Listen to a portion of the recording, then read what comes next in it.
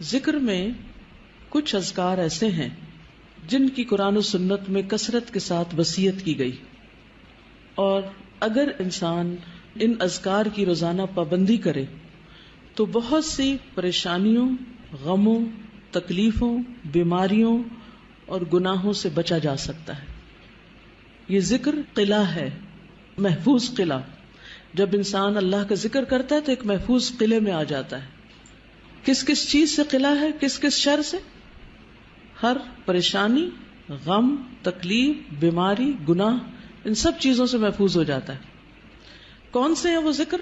Number 1، الصلاۃ علی رسول اللہ، رسول اللہ صلی اللہ علیہ وسلم پر درود بھیجنا۔ نمبر 2، کثرت الاستغفار،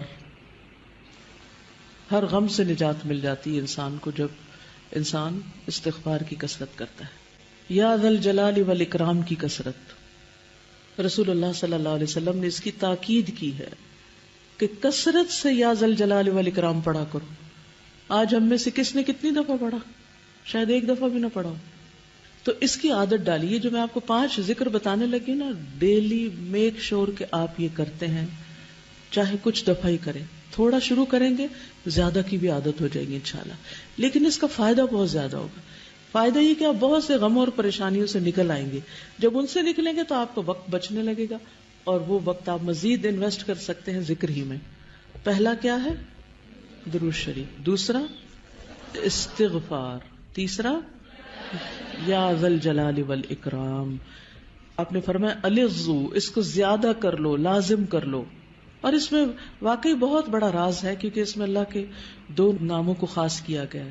یعنی ایک جلال کی بات ہے اللہ کے، اللہ جل جلالہ کہ اے جلال، جمال، کمال اور عظمت کے مالک، اور دوسرا الاکرام، عطا اور بخشش کے مالک۔ یعنی آپ اللہ کی حمد و ثنا بھی کر رہے ہیں اور مانگ بھی رہے۔ چوتھا لا حول ولا قوت الا باللہ، نبی صلی اللہ علیہ وسلم نے صحابہ کو اس کی بہت تاکید کی اور فرمایا کہ یہ جنت کے خزانوں میں سے ایک خزانہ ہے، اور آپ اس کو پڑھنا شروع کریں تو آپ عجیب و غریب تبدیلی اپنے اندر پائیں گے۔ نمبر 5، لا الہ الا انت سبحانک انی کنت من الظالمین وکذالک ننجی المؤمنین، غموں سے نجات کے لیے۔